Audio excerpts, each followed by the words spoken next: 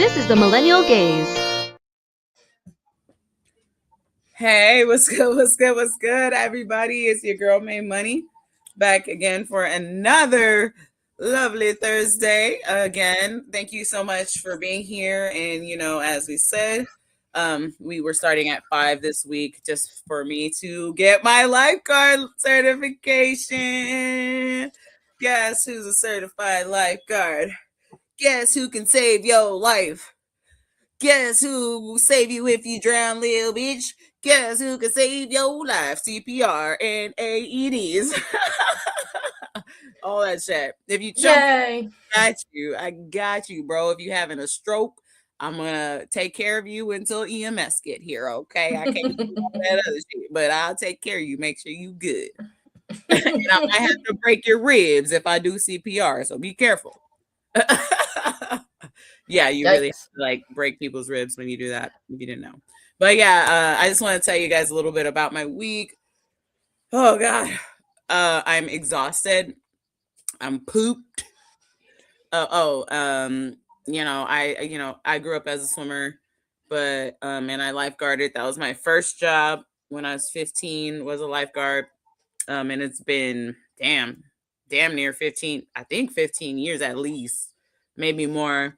That I have been, but been like involved in the pools like that, more or less, give or take. And so yeah, I felt old. I felt crusty. I definitely am not in shape the way that I used to be, but I still got the technique and stuff, and I made it through. I passed everything, but I was cold and I was just not into it. And I was hanging out with a lot of like 15-year-olds, 16-year-olds that were getting their certification, getting their first job the same way I did. So that was a little uncomfortable, but yeah, it was cool. And it was nice to be back in the element. And I did see a lot of old, friends that I grew up with that were in that community. And so it was nice and also really annoying at the same time.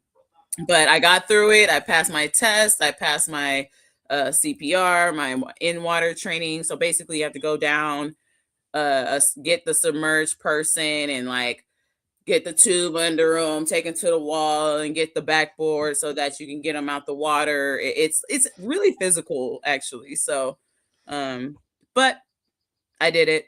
I'm certified, and so I have a place to fall on. And then my next step is to hopefully get my LGI, where I can teach other people to be lifeguards. So that was the real whole main thing of why I'm doing that. But thank you, Jazzy. But yeah, I am whooped. I am fucking tired. I ain't gonna say that shit was easy. It was cold, so I started putting on like an extra layer. If I'm gonna be in the water, all chilling, like being cold and stuff. But yeah. Anyway, but I got through it. So thank you guys so much. That's all. And so we will be going back to our regular schmegular time, 4:30, 7:30. Let's put that up for our lovely audience. I got it. Cool. Regular time next week and regular schmegular. That this was just a one-off. So thank you guys for working with me so I could get that done. It's really important. Anyway, Katie, how you been? Tired. Okay. I guess you didn't have much to say. But otherwise good. Today was just this past week for news and today have just been crazy. Mm-hmm. Like, what is this? What? Yeah, it's getting really kind of just like straight up Looney Toony. Like actually I would prefer Looney Tunes, but I mean that message, we'll get into that message a little bit. We're not gonna show it because it's like a whole essay. But yes, draining. You might want to change it to drowning, because if you do, I got you. You can say sorry, that was bad. I ain't gonna do that. you're just really happy anymore. But anyway, it's a lot. It's a lot. Like, It's exhausting being around fucking stupid people all the time. So. I've been saying the phrase, God, what are we doing? Like 50,000 times in the last like 3 days. seriously. Once we get into more of the show, I have something. Let me write it down. That I want to bring up. That we were kind of talking about a little bit. I want to bring this up later. I'm gonna write it down. You ready? Please be sure Yeah. to like, comment, share, and subscribe, you guys. Make sure if you have any friends that are usually here, hit them up. Let them know that we started a little late today, and all that good stuff. Please be sure to comment so that we can engage with you and engage with each other and whatever and all that good stuff. So let's get started. I'm gonna close my door. Annabelle has found her. First thing that comes to mind when you think of millennials. Oh, they're soft. Buddy, your generation gets a therapist when they have a bad therapist. You understand that? You have blonde highlights and a pink rope belt. Our generation will destroy you for fun. The reason why your generation is so coddled is because we bully the shit out of everybody. We would beat you up, and then our parents would beat your parents up. That's how that would work out for you. This is the first thing that comes to mind when you think of millennials. Oh, they're soft. Bro, millennials, this young buck is saying, oh, millennials are so. Okay. I mean, like, why do you care? Like, okay, we're soft, so go be hard somewhere or whatever. Right. I don't get it. I don't give a fuck what y'all got going on. It seemed like everybody worried about what we doing. I love the one comment was like, the guy reacting was like, you need a therapist for your bad therapist. I know, right? That was a good one. Yeah. But like, well, here's another one of why Gen Zs are so obsessed. Like, why are you so obsessed with me? Z are top 3 insufferable people to exist on this app. And I have never seen a generation so obsessed with the previous generation. Okay, I think it's time somebody start the series called Millennial Boot Camp, where I, a Gen Z, tell you what we're doing, what we're not doing, social media etiquette. What? We were growing up. When millennials were growing up, I didn't give 2 shits about what Gen X was doing. I definitely didn't give a fuck about what the baby boomers was doing. But why do y'all care so much about what millennials are doing? Because how dare you ever come on the internet and say you're going to teach millennials social media etiquette? Y'all don't even have etiquette in real life. I feel like millennials are like cringy and like lack self-awareness. And seeing how you guys are the first generation that are not smarter than your parents, you guys are actually dumber than a generation before you. This take makes sense. I don't want to hear from anyone who is younger than Google. If you don't know what Friendster is, if you weren't around for when Facebook had to have a .edu email for you to join social media, I don't want to hear you talk about social media etiquette. We literally invented social media etiquette. I was on social media before social media even had photos. We used to just upload our digital camera up to a Facebook album, and we didn't give a fuck what was shown. We were coding, babe. I was coding when I was 21. On MySpace, you had to be able to code. You guys can't even read. We were coding on social media. So the gall of you to tell us what we need to be doing. I've come to the conclusion that millennials are low-key the lamest generation out there. Because think about it. When Gen Z is on vacation, we post pics of clubs. When millennials are on vacation, they post pictures of their food. I mean, even boomers are cooler. They won world wars. You keep talking, man, and you shut the fuck up. You guys are so boomer coded. It's insufferable. Like, it's really insane. Oh my God. The takes that you guys have. We don't need to be posting photos of us in the club, bro, because we're all 32 to 40 years old. You should be posting in the club. I'm on my holiday, enjoying my fucking holiday. But you know what we did for 10 years? I posted every single image in my phone of me in the club. And we're the last generation to actually go out and live life without having to film everything. You guys are actually really fucking dumb. And it's the fact that you guys aren't drinking and you aren't having sex and you aren't living your life because you have a fear of being filmed every day. I don't know. I've never understood the thought of being obsessed with a generation that you copy everything from. You copy everything we do. You dress like us from 15 years ago. You use all of our slang the incorrect way, especially black slang, AAVE.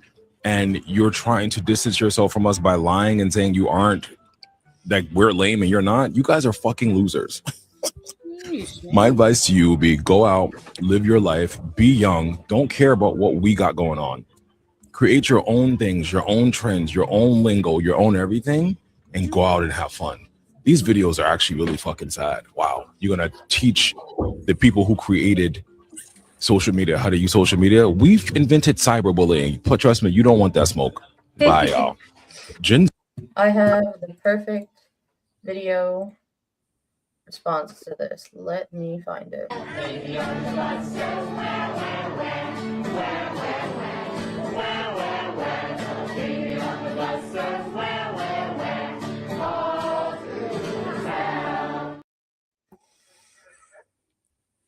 In sync. I know that dude that at the beginning of that last video.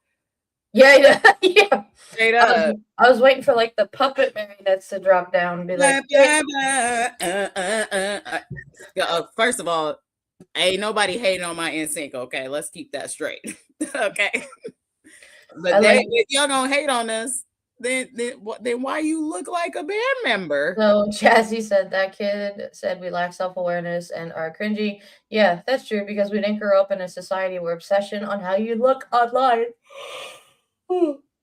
is so close to self-validation of your worth and value.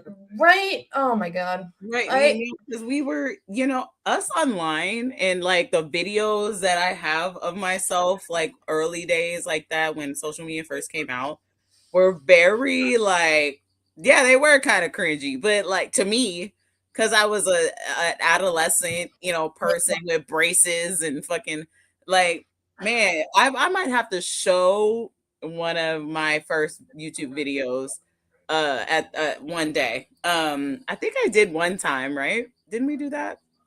Yes. On one show? Yeah. We had like a throwback episode. Yeah, like my first posting of YouTube was like me. It's so bad. It was recorded on a Nokia or some shit like that. And like I was like cutting class and dancing to the jazz band and just like going crazy.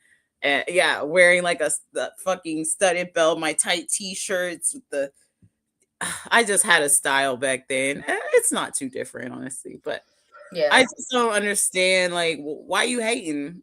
And you know what? Honestly, I didn't really feel that disconnected from the kids that I was hanging out with like all week. First of all, I look good. I blend right in with them. Like it's fine. You could tell by my maturity that I'm not their age, but they were kind of questionable about how old I was. You know what I mean? And then also it just like we still kind of hold our youth, which I think is important. Which I think is dope. You know what I mean? Like I think it's something that keeps us young and keeps us going. And I like to go back to my old school shit that I used to like when I was younger. I used to joke all the time that I literally would get carded every time I went out to drink until I had a kid.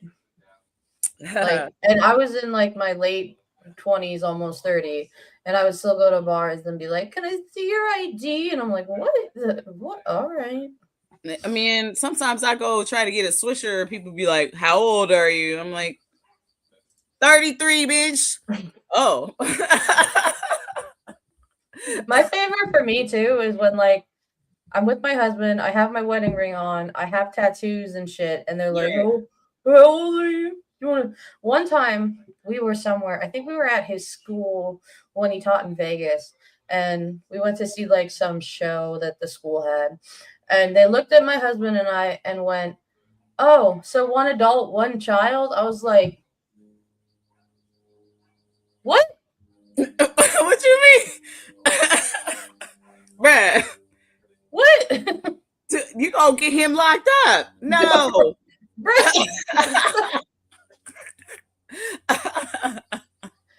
Dude, yes. Have you seen how 16, 17-year-old girls look older than me, and I'm 33? Oh my god. Makeup in the way that they do their makeup. I think that's really all it is. Because when they're like don't have all that shit on, they look like 15, 16. They look like children. They really do.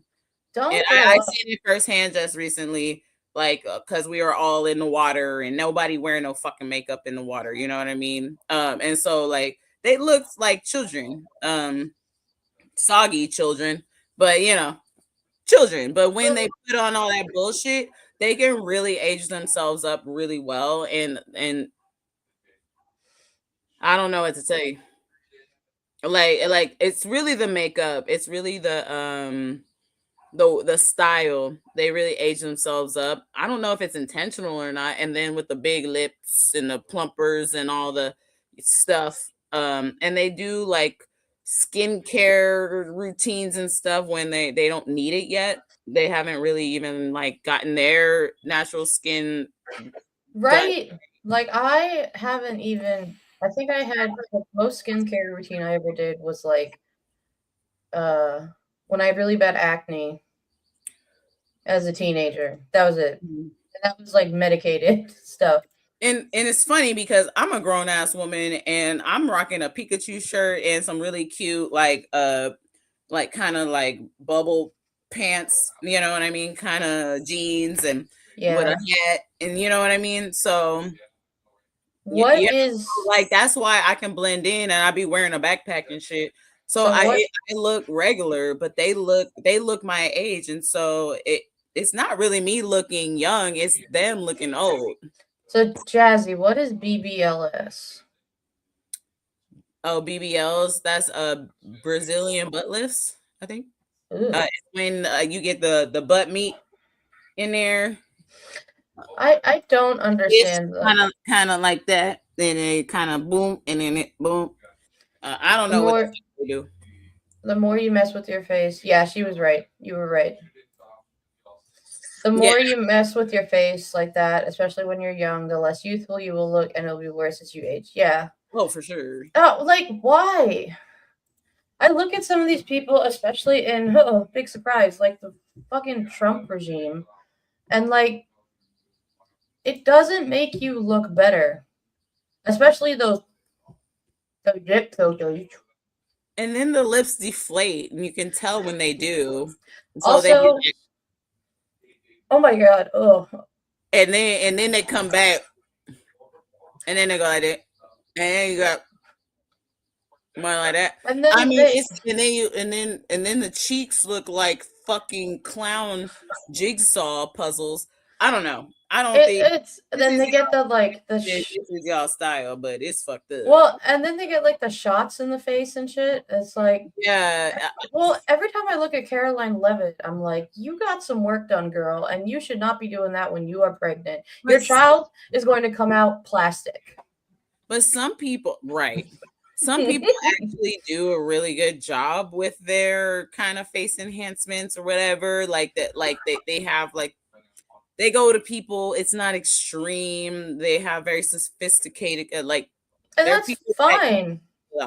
I ain't hating on them, but if you come out looking like Jigsaw from fucking Saw, then we got a problem here. Okay, you're gone too far. Okay, and if you're a 15-year-old looking like a 33-year-old, older maybe even perhaps, then we got a problem. You know what I mean? So where can we find a nice little balance? I'm a Libra. I like that shit. You feel me? But yeah, that was a fun little ranty do. Oh boy. What's this one? Trump to the Artemis crew. Oh boy. Oh, this is fun. To be a part of this program. Well, I have to say I spoke to a very special person, Wayne Gretzky, who I think you know, the great one. And I spoke to your prime minister and many other friends I have in Canada. They are so proud of you. And you have a lot of courage. I'm not sure if they'd want to do that. I'm not even sure if the great one would want to do that, to be honest with you. But you have a lot of courage doing what you're doing, a lot of bravery and a lot of genius. But they're very, very proud of you.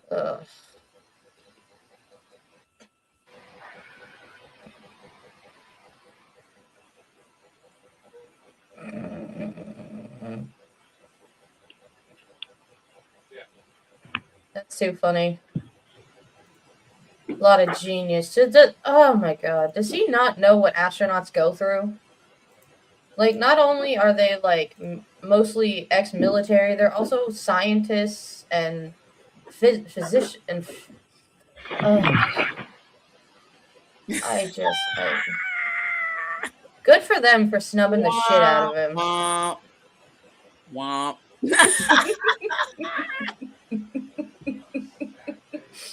I would rather have all my teeth pulled out before I would ever talk to Trump. I'd rather be launched into outer space with no training.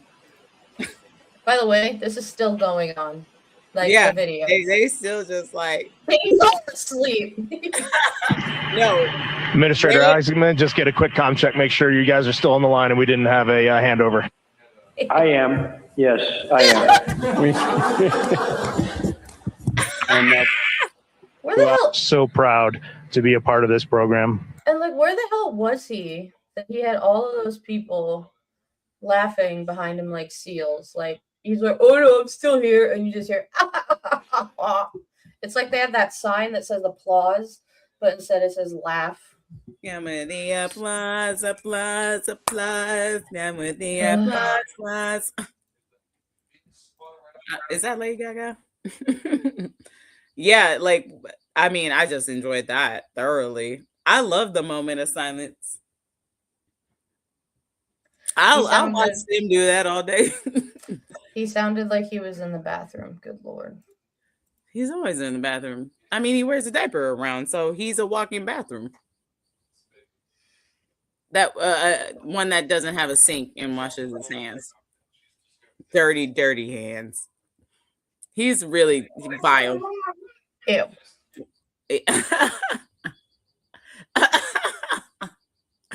All right. I bet it smells better. I bet that it smells better on the Artemis than it does whenever he's around. What do you think it's like? It smells like in space. I would assume it probably smells like a lot of metal. Yeah.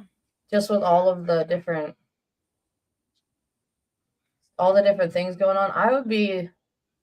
Ooh. It's Stephen Miller dumps diaper changer. Ooh. I'm like, hey, do y'all got some space for me? I saw this one post that was like, I forget what the woman's name is, that's the astronaut, but they're like, she's lucky she's the farthest woman away from Trump right now. Yeah. Seriously, all the way the fuck out of space. Cheers to y'all. Stay there. Right? Let Don't us come back. know if there's any land. Please find something where we can all stay. Yeah, that is creepy. That there's no sound in space. Like I would. Okay. freak out. Before we break off, because Jazzy brought something up, and honestly, before we get into all this bullshit, I think you would enjoy this, or maybe not. We'll see. So there's this episode of Star Trek Voyager with Captain Catherine Janeway, and like, because they go into the Delta Quadrant, so she's the only one that went into the unknown. Like, and the whole story is about them getting back to the Alpha Quadrant where everybody else is at, and there's this spoiler alert, but not really, because if you don't know the show, then whatever. But there's this episode where they go into the void. It's called the void, and they're literally like sailing through a pitch black void, no stars, no planets, no nothing, for like, I don't know, it's a few days. It's like 30 days, maybe more, where they're just in pitch black in space, and the only thing that is like that has a source of light is their ship. And bruh, when I say that I had a fucking panic attack damn near watching that episode, just from the thought of being in that sort of nothingness, would completely fuck me up, bro. I need a star or a fucking asteroid or something to pull up. No, nothing. Yeah, exactly. Tranquilize me. Put me in cryo. I'm actually. Anybody got a cryo tank right now? Right. Oh my God. I said the other day, I was like, can you just put me in a coma for a month or two? Like I just take it 6. I take it 6 months. Does it work? Well, okay, cool. I'll try it out for a month and then we'll go to 6. If I come out from 6 and we'll kind of keep pushing it, I might push it for a good 5 years. You know what I'm saying? Oh, apparently man. Laurie is also a Star Trek fan. Thank my mom because she forced me to watch Star Trek. She's the Star Trek fan, but I do like Voyager a lot. This is the last video before we go into. Have you ever did you watch Picard? No, I didn't actually catch that one. It's really good. Pretty good. It's 7 or 9 is in that one, right? Yes. Oh man, then definitely watching it. Something really mean. Is that okay? Because I'm about to say something really mean. Okay, just checking in. I'm so exhausted with living in a country full of stupid people. It's not a good thing. I mean, look at what the fuck they put in the Oval Office. Oh my God. You have to literally be a fucking moron to support this. This man has done the type of damage to this country that will not be, it cannot be undone for the most part, but the other stuff that can at least be adjusted will take decades. Thousands, hundreds of thousands of people being laid off like every other fucking day. Negative job growth. Privatizing everything, selling off our public services, or at least attempting to, breaking them down and trying to sell them off to like private companies. Companies raising prices, lowering wages, and laying people off. The fucking destruction of the petrodollar, which if you don't know, our dollar is backed by the fact that oil is traded or was traded in USD. We don't have that, or at least we're not about to, because the fucking dumbass in chief decided to wage a war that nobody asked for without the permission of Congress. And I don't know. There are still stupid people who support this shit. And I just feel like maybe I was born into the wrong setting, because all of us can't be agreeing that this is horrible, but like we all know at least 4 people who are too stupid to pay attention. The economy is shit. I'm a licensed therapist, and I cannot tell you the overwhelming amount of clients that I have that I'm seeing at way discounted. And this is because it's not just 1 or 2 or 3 or 4 or 5, but way discounted rates because they've been laid off. The economy is shit. They don't have health insurance. I can't tell you how much. I don't even know how I'm gonna pay my bills half the fucking time, because I would rather like actually support people when we're going through this bullshit. But oh my fucking God, it's getting harder because the saxophone is getting loud. The saxophone is getting loud because people are fucking stupid. I'm sorry. I know maybe I'm not woke enough that I'm saying it, but I'm so tired of living with you fucking idiots. And I say something really mean. You're muted, May. What does he mean when he says the saxophone is getting loud? Was there like a musician in the background or something? I don't really know if anybody in the chat knows like specifically that reference. Because girl, I play saxophone. What I will say is that it's probably referencing to something like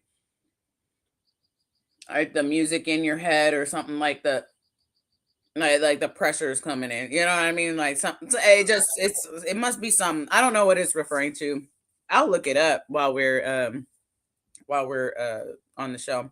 But yeah, are we into our next segment? You muted. Yeah, we're about to go into it. Sorry, my husband's on the phone and he talks really loud. Oh, it's okay. Big guy, talk loud. If anybody knows what that means, saxophone getting loud, then let me know.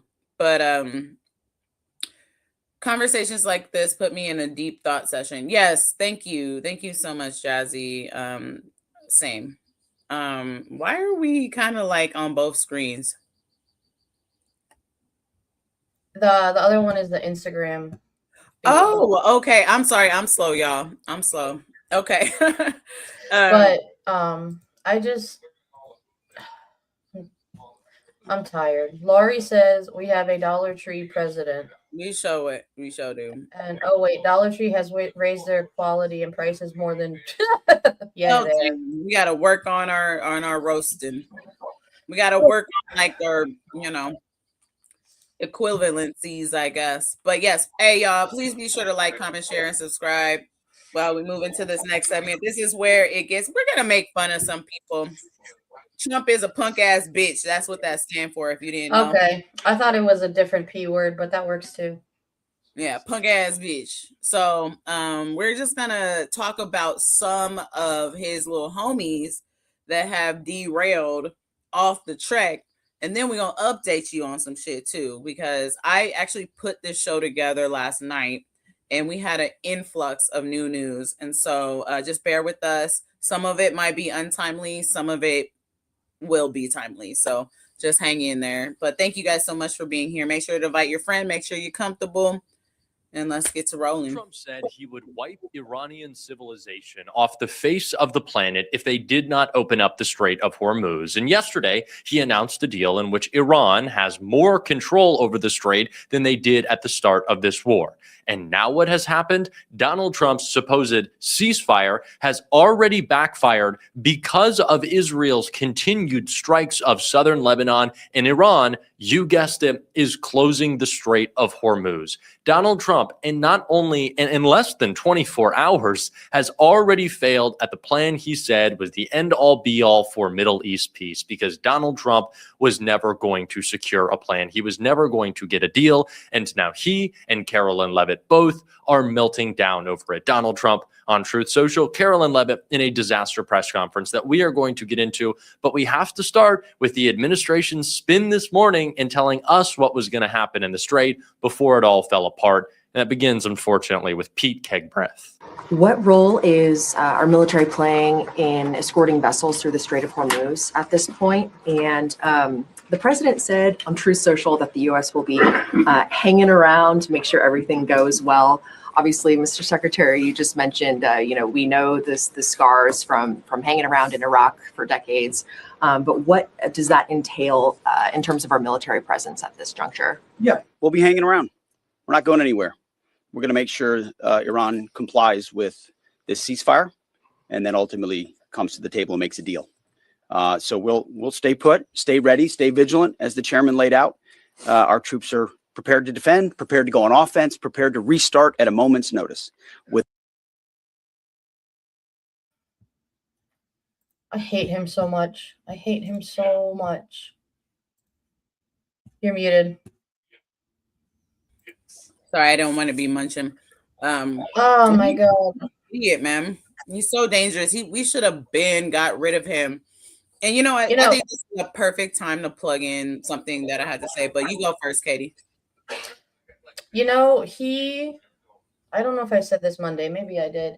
He was denied entry into Biden's inauguration while he was a host of Fox News for being a security risk. What? I didn't know that. Yep. Between just was that news when it happened, or is that like it might have been, but it was probably just like on the back burner because of because it's like everything else. He is dangerous, and he's stupidly dangerous. Like with the what do you call it? The drug dealer app shit. Signal. Yeah, twice. By the way, I'm sure there's more. Yeah, it has to be. There's no way. But this is one thing that I want to introduce to y'all, and I'm gonna put this in. I really think that what needs to happen is maybe we should, and this is just kind of being off the cuff here, maybe Congress needs to be held liable for negligence or something for not doing anything, not doing goddamn thing while this dude is committing obvious war crimes, not investigating anything, not pushing back, not holding anybody accountable. They're just sitting back, sitting idly by. They need to be held accountable too. They might need to be going and need to be investigated as well. Because at this point, everybody on the chopping block for me. Everybody, because nobody is doing shit. Everybody. And I think that they need to be held accountable for literally letting this country crumble, not doing their job, knowing that this shit is dangerous, knowing that people are dying, knowing that people are not getting investigated after their deaths, knowing that people are getting kidnapped, knowing that people are fucking like that war started without Congress. I could go down the fucking line. They need to be held accountable too, because either you're complicit, either you in on it, either you did some shit, or you're just negligent. And like what I just learned, and the reason why this popped into my head was because like I could be held liable, say if I was like lifeguarding somewhere and I was negligent and didn't somebody drowned on my watch, whatever, you know what I mean, or died on the deck and I didn't do nothing.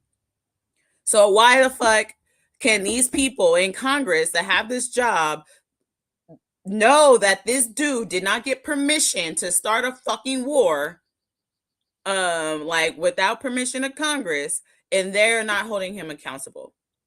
So why the fuck can't they all go to jail too? Shazzy brings up a really good point. You don't find it weird that even on the Dem side they're quiet? It feels like they're wanting this. I think that it's very telling of what Dems are speaking out, because it's only the few that aren't paid off by big business. Well, what are we gonna do about it? Just be like, oh well, this is what's going on. This is why I'm getting sick of it. We are pretty much beyond the point. So she says Chuck Schumer today basically said what Trump is doing is fine, except the only problem is he didn't ask Congress. Congress first. He also did this when we captured Maduro. I don't know. Well, then maybe Chuck Schumer needs to be investigated for what he been doing behind the scenes and on some shit. Because I'm very interested in why nobody's doing anything. Maybe that'll put some fire under their ass. Well, Cory Booker's too busy on his book tour. Well, his name is Booker. I guess that makes sense. What we really know was going to be dictating all of this wasn't the Strait of Hormuz. It was going to be the people who got us into this war in the beginning, the Israelis. And how they responded last night led directly into the way they broke the ceasefire already today. Well, the Israelis, for what they know so far with the details in this 2-week delay in the war, they're not too happy with the details, but they say it's President Trump's decision to make. The Iranian response was to fire another missile at Israel. It wasn't 5 minutes from the time that Truth Social post went up that our phones lit up with another incoming missile. This missile was intercepted over Jerusalem. The shrapnel came down. We've got no word of any injuries. It should be noted that word had gone out through the IDF that we should anticipate a lot of missile fire tonight, and they have not taken that down yet. So that's a situation right now. Sometimes we see here in the Middle East that they will fire one just to be defiant at the end, but it's also possible that word hadn't gotten out to the rocket crew. Laura? As Iran claims Israel is violating the agreement by bombing Hezbollah in Lebanon. And as you mentioned a moment ago, breaking right now, Iranian state media says Iran is closing the Strait of Hormuz again in response. Salam. Marjorie Taylor Greene, importantly to Trump's response, said on Truth Social, Israel never stopped bombing, especially Lebanon. So was there really a ceasefire? Trump, the quote-unquote peace president, should have never started this war alongside Israel, who clearly doesn't want peace. I hate that I have to say this so often. Aren't both of those countries also on the board of peace? The bullshit board of peace, or whatever the hell it's called. I mean, I don't know. I don't know. Fuck that shit. How you gonna have the Department of War and he be the president of peace? Like, which one is it? Marley, I agree 1,000%. AIPAC is the reason why Dems are silent. There is one more sound bite with this video, and then we'll move. You know, actually, I want him, because we're using a lot of his stuff. I want him to plug in that last timestamp, because he said something that Yeah, that's I want him to say his piece, and because I felt it, you know what I mean? And so I'm gonna let Jack go ahead and do his thing. Needs to end. This is the easiest way, the easiest path towards peace is cutting off Israel. That is plain and simple and true. It is obvious. That is the big problem that we have right now. That is why the Strait of Hormuz is shut down. It is because of Israel. So if Donald Trump was willing to declare he was ready to commit genocide of 90 million people and probably more in order to open the strait, I think a much simpler step to take is cutting off an ally, not an ally, a parasitic relationship with a country that does commit genocide, that is committing genocide, an ongoing genocide, that constantly violates international law and is trying to illegally seize land throughout the Middle East. That is what we should be doing. And that is what we should be talking about. And Democrats should be fucking furious about it.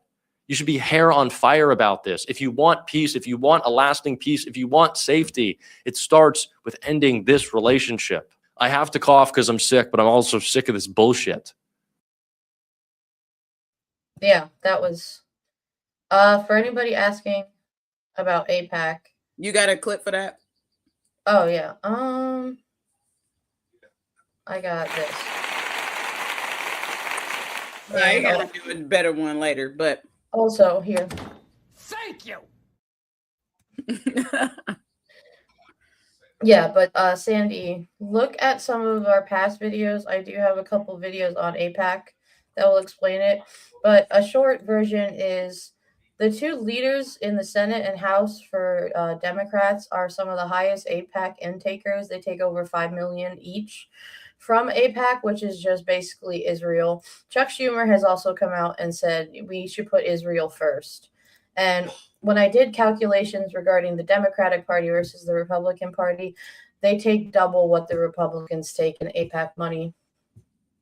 You know, and I think it's because the Democrats have their own money and the Republicans have their own money and the Democrats take their money from, you know, them AIPAC people, you know, or it could be a little bit of both or whatever.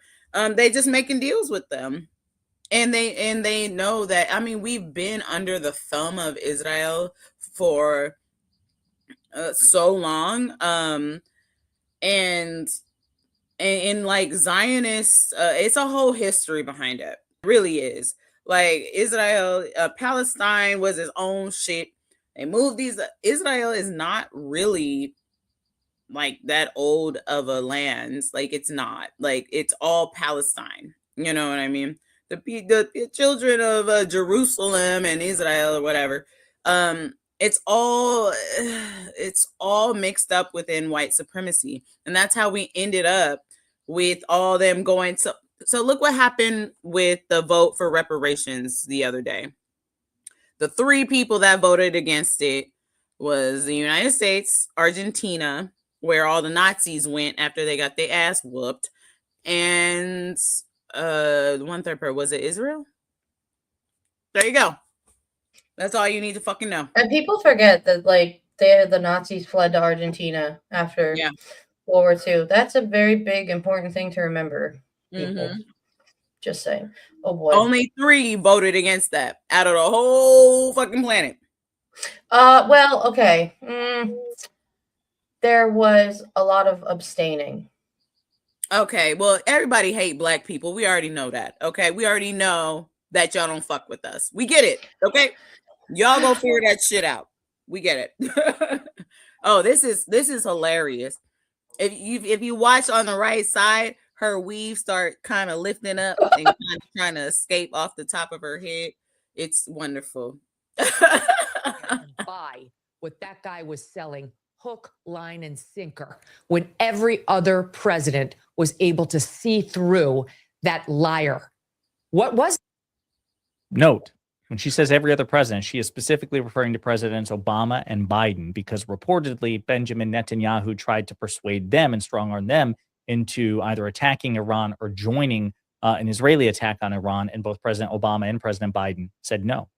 Because he was told the next day by our own top advisors, from the chairman of the Joint Chiefs to the Secretary of State to the Vice President, that these are lies and that these objectives are not going to be attainable. Don't believe him. We might be able to wipe out the Ayatollah, not regime change, Ayatollah.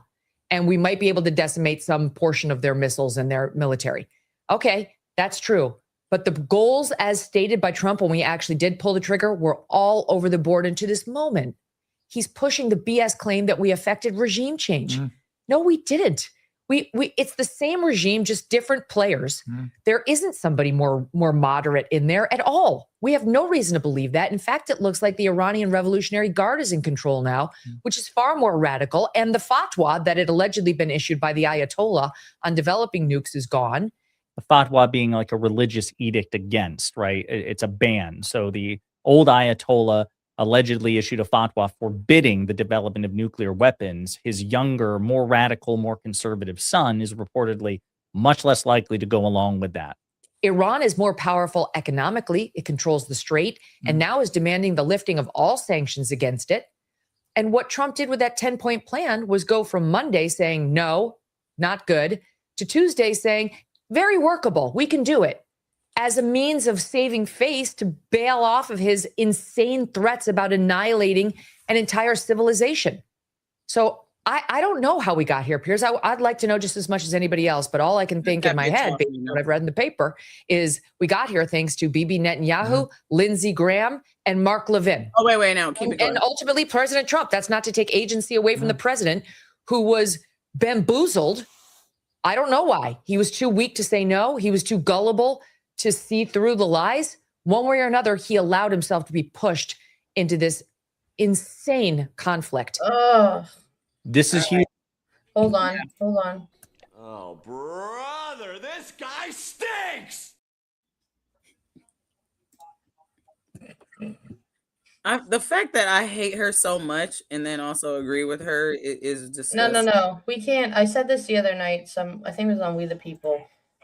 We don't agree with her. She No, we don't. and all these dumbasses finally agree with us. This is shit we've been saying.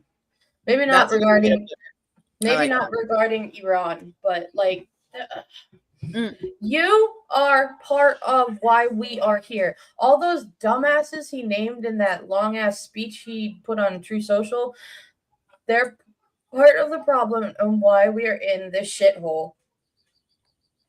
You know, I will say this.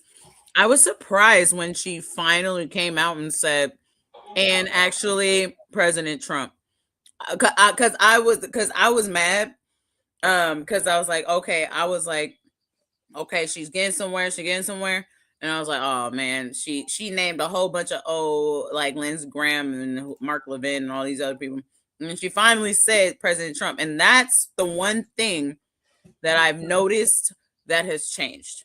They're finally naming who is responsible. Not all the time.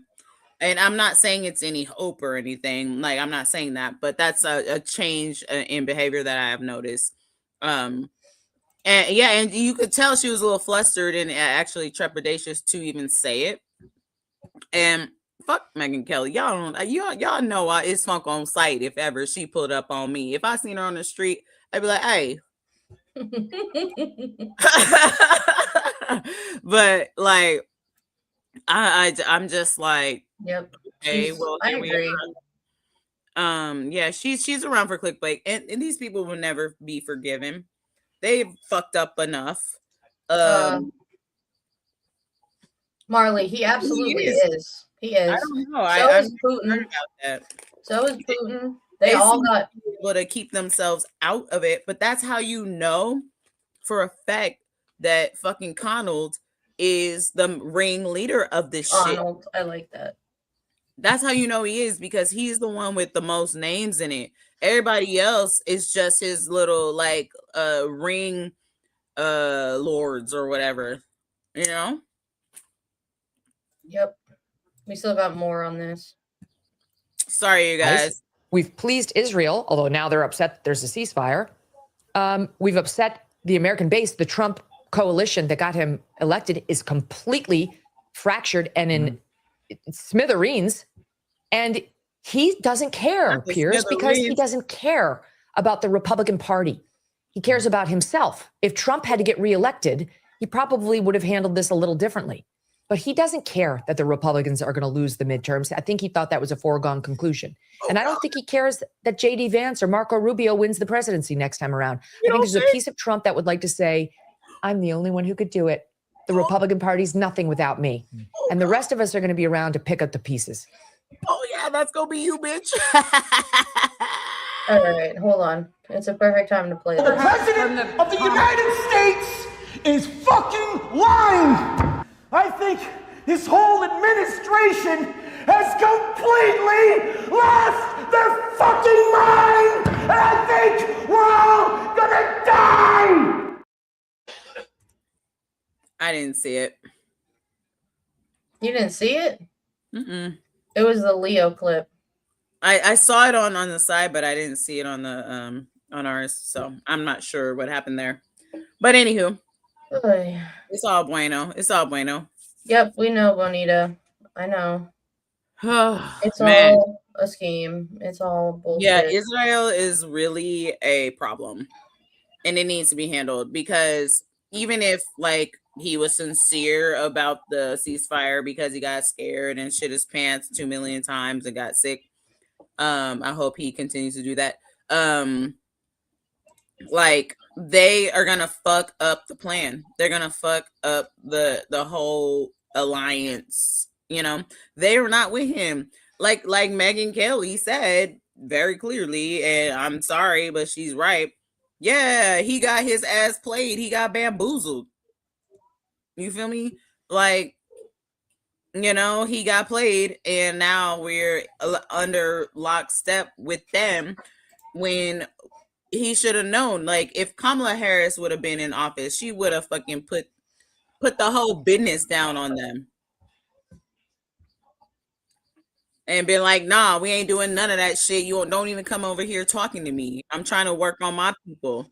You go over there and do your shit. She might have been able to save nobody, but hey, I don't know. This looks interesting. Important commentators and talking heads acting shocked at his current bullshit is pissing me off. Now, is it refreshing to see conservative infighting? Indubitably. But acting surprised about behavior that's been obvious for everybody else for years? Yeah, we not playing that game. Exhibit A, listen to Megyn Kelly's bullshit. I mean, I don't know about you, but I am sick of this shit. I'm sick of it. Can't he just behave like a normal human? Fucking shut up about that shit. You don't threaten to wipe out an entire civilization. We're talking about civilians just casually in a social media post. No, Megyn. He's already proven that he can't behave like a normal person, and y'all ate that shit up. Megyn Kelly herself just recently said this. Trump could drop a nuke and I'd still vote Republican over those people because they want to Avenue voter. In some ways, I really am. Don't start acting like you suddenly discovered human decency. The behavior didn't change. Your tolerance for defending it just ran out. Tucker Carlson, another one. Donald Trump is different. When he stood up after being shot in the face, bloodied, and put his hand up, I thought at that moment, that was a transformation. This was no longer a man. I think it was divine intervention. But the effect that it had on Donald Trump, he was no longer just a political party's nominee president. This was the leader of a nation. Everybody, other than indoctrinated MAGA people, knew Tucker sounded like a damn fool when he was saying that. Now listen. Who do you think you are? You're tweeting out the F word on Easter morning? But to mock other people's faith is to mock the idea of faith itself. You are not God, and only if you think you are do you talk this way. No president should mock Islam. That's not your job. Keep the pattern. They hype them up when it benefits them. They defend the behavior, and when the consequences show up, now they act shocked. Dummies. Trump has always been this guy. Y'all ignored it because he justified being a terrible person in ways that y'all want to be terrible people. And now y'all have the audacity, the unmitigated gall to be shocked that he talking about destroying civilization. It was all good when Trump was leading the culture war against the so-called woke mob. Y'all love that energy. When he was attacking cancel culture, y'all celebrated the disrespect. That behavior didn't bother y'all. We not allies based on y'all convenience. I see everybody highlighting how they turning on Trump now. But these people don't deserve no credit. Niggas told y'all what time Trump was on. Y'all saw the behavior, you defended it, and you amplified it.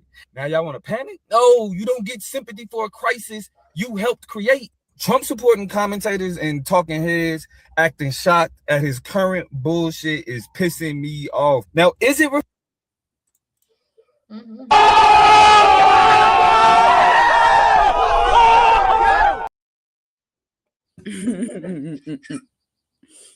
I love that one. This is crazy. I mean, like we're really.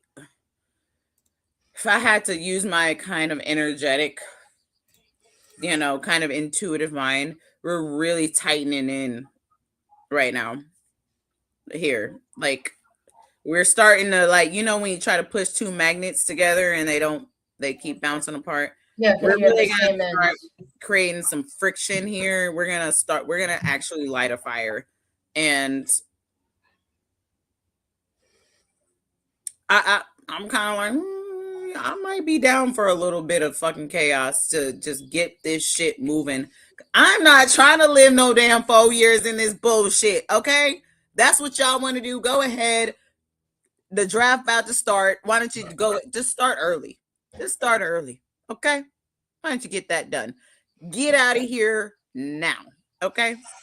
If you're so gung-ho, take your ass to the nearest recruitment station. Make sure that you get a parachute with holes in it and go to Iran or wherever they put you and go fuck with them niggas, because I'm done with this. For real. I'm not doing it. Oh, this is some good shit. And the active AG, you can't touch me. That's gone.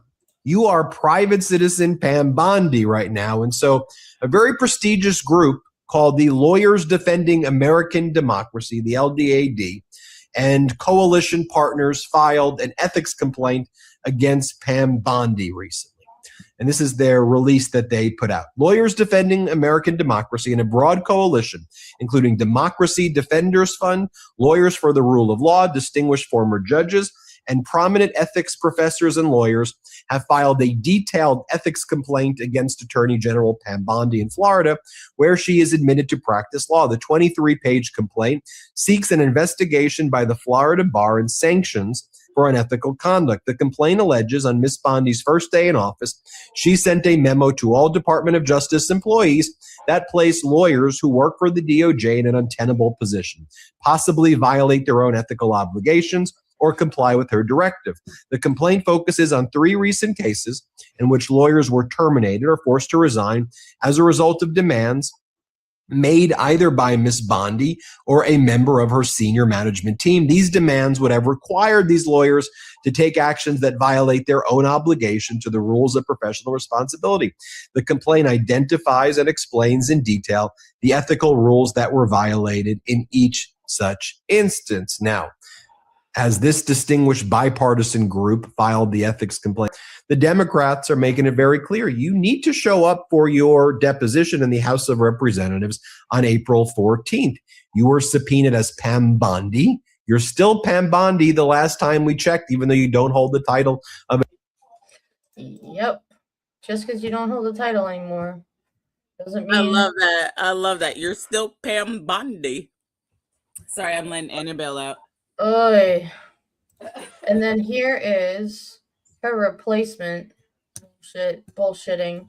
Oh man. Oh, JR, you gotta play this whole one because my homie JR just made me crack up. I hope you guys enjoy this as much as I did. I love working for President Trump. It's the greatest honor of a lifetime. And if President Trump chooses to keep me as acting, that's an honor. If he chooses to nominate me, that's an honor. If he chooses to nominate somebody else and I go back to being the DAG, that's an honor. If he chooses to nominate somebody else and asks me to go do something else, I will say, thank you very much. I love you, sir. If Donald Trump punches me in the face, I'll say that as an honor. If Donald Trump kicks me in the ball sack, I'll say that's an honor. If he punched me in the stomach, I'll say that's an honor. If he snatches my wife, throws off a cliff, I'll say that's an honor. I'll say, thank you very much, sir. Kick me in the nuts one more time. I love you.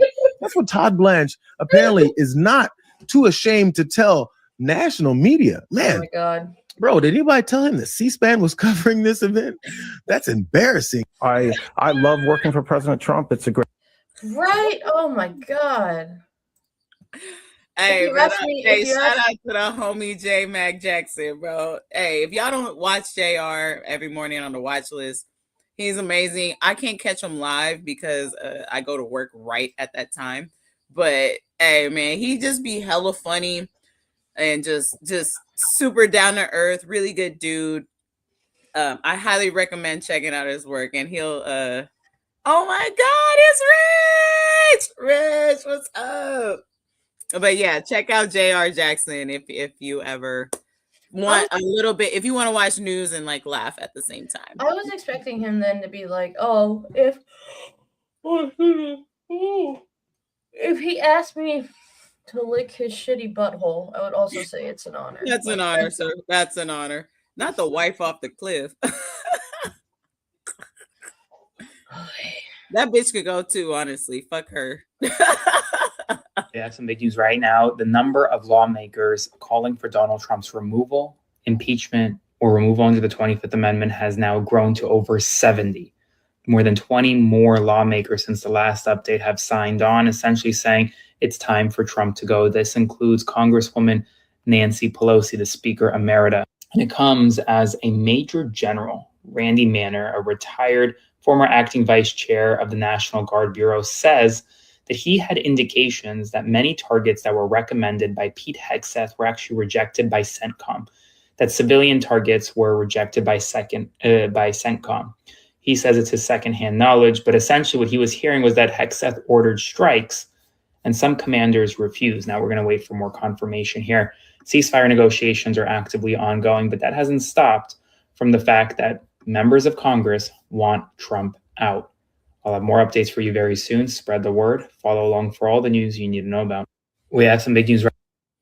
Okay, first of all, I think them knee pads is worn out. Them knee pads is sizzling. Okay, they've been scraping all up across the floor. They worn out. They kneecaps is burnt off, y'all.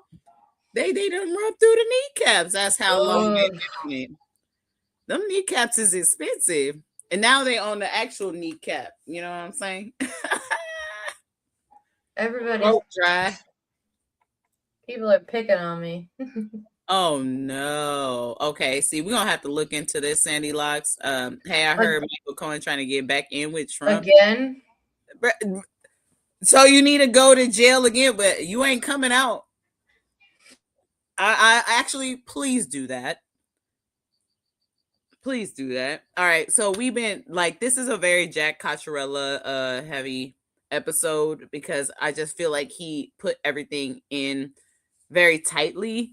And anyway, thank you guys so much for being here. And please be sure to just make sure you're comfortable. We chilling and engage with the people in the chat. I saw the homie Rich pull up. I saw Kev pull up. They probably lurking.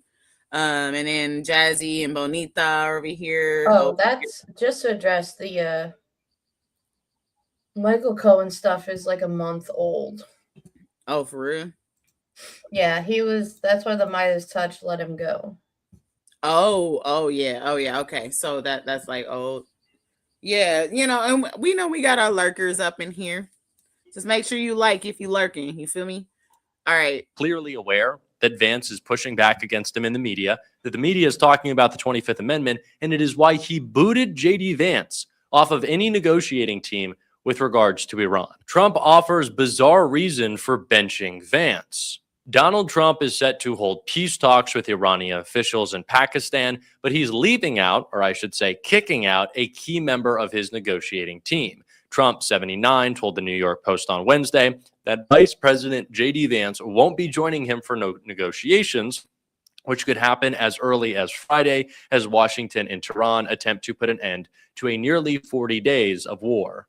We'll have Steve Witkoff, Jared Kushner, JD maybe. JD, I don't know. Those are not people to talk about war with. You stupid fucking morons. Anyway. Question of safety, security, Trump told the outlet, adding that the talks would take place very soon. Actually, it's going to take place very soon. Witkoff, special envoy to the Middle East, and Kushner, Trump's son-in-law, have long been the president's top peace negotiators. Earlier this week, however, Politico reported that Vance was also on standby for any sensitive talks with Iran. Trump made the remarks about Vance just a day after the New York Times reported that the 40-year-old vice president was the biggest skeptic of the Iran war within the highest levels of the administration. Vance, who had built himself up as an anti-interventionist before joining the Trump administration, warned that a regime change war in Iran would be disastrous, triggering regional chaos and claiming lives while potentially fracturing the MAGA base.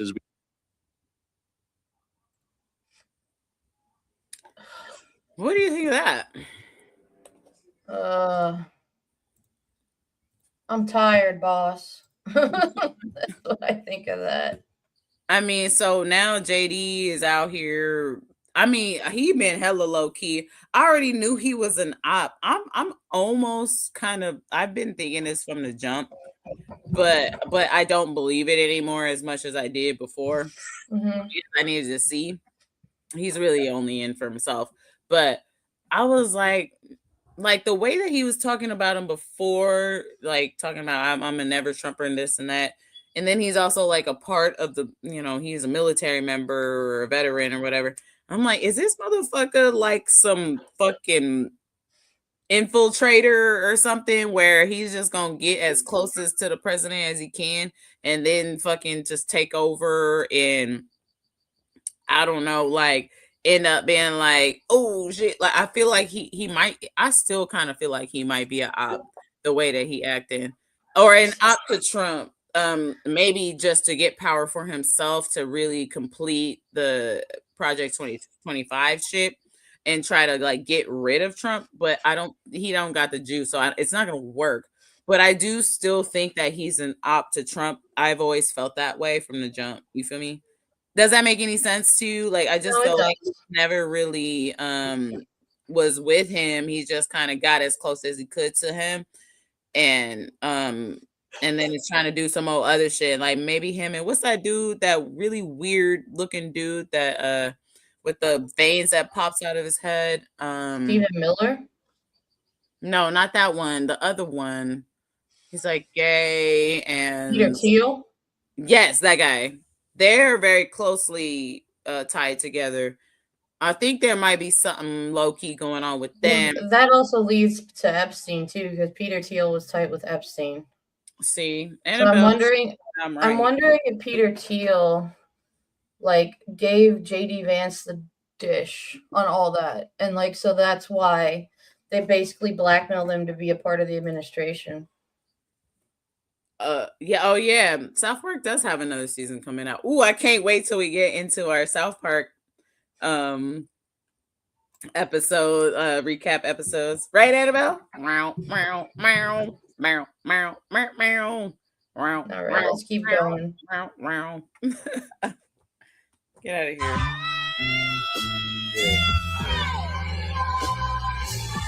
Okay. What? No Newark. No Newark.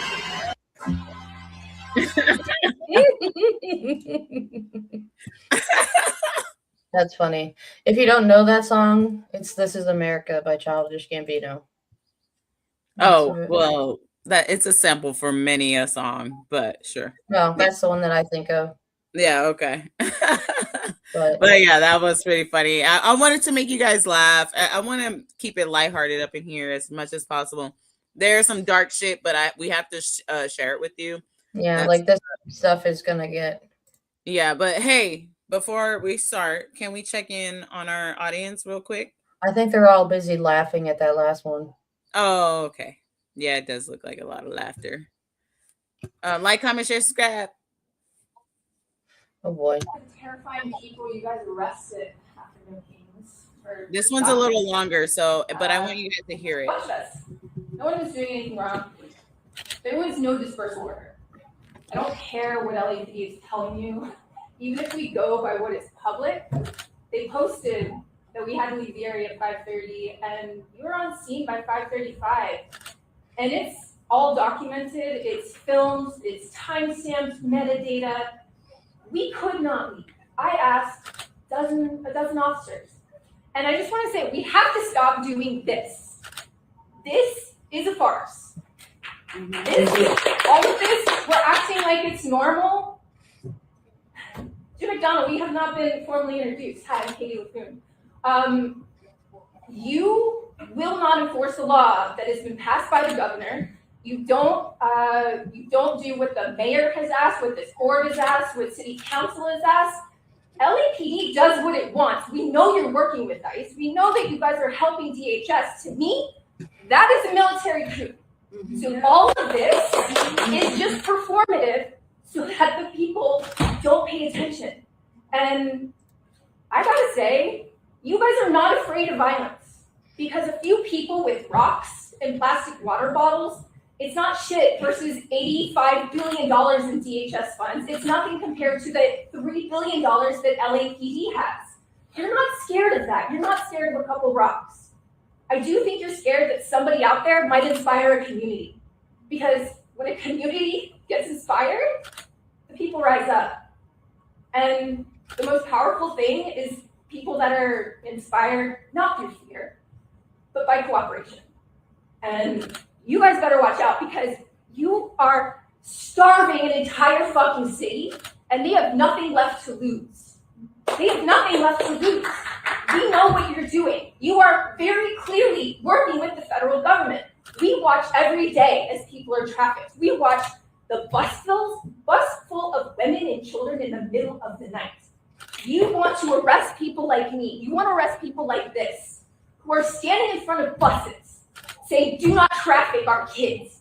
Do not rape our kids. And you're worried that we didn't leave an area where none of us are doing anything. We're not spray painting. We're not throwing anything. We are documenting the federal government's overreach. One person threw a rock and they deployed chemical weapons at hundreds of people. And you guys trapped all of us. You did not allow any of us to leave. I asked. It was never about us leaving. It was always about mass arrests. So we have to stop doing this, okay? Because they are not going to do anything. You know, you sit there and you grin. I watch on Zoom. You grin at every single person that stands up to you because you know this isn't shit. There's photos of you next to Kash Patel in this like domestic terrorism organization. You're coming after all of us. Every single one for saying do not violate our rights. Uphold the law that you're supposed to be here to fucking protect and serve. Protect and serve who? The corporations, the billionaires. This illegal government that's in place because even the LA city government, what the fuck? The mayor, city council, they're letting you guys do it. The people are not. I don't give a shit how many billions of dollars you have. Eventually, David's gonna rise up and it's gonna be more than a fucking rock. I'm gonna.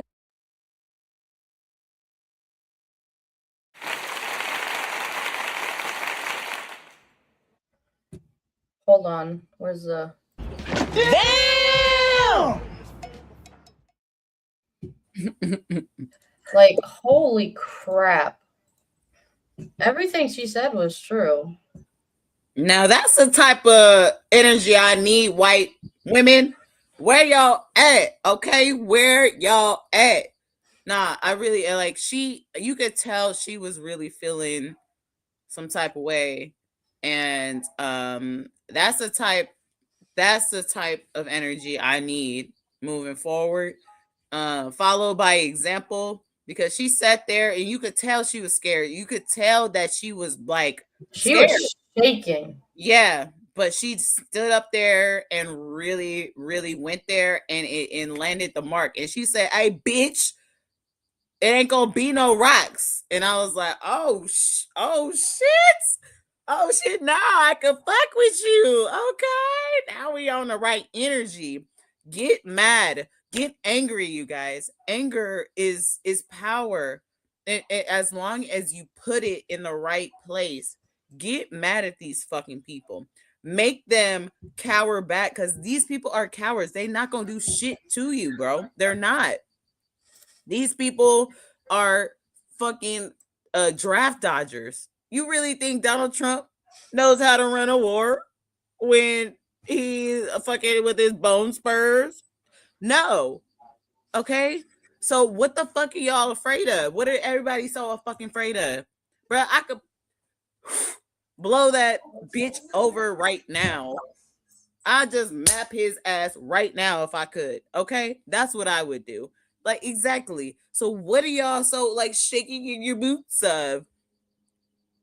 Have some fucking gusto, have some energy, and fight back.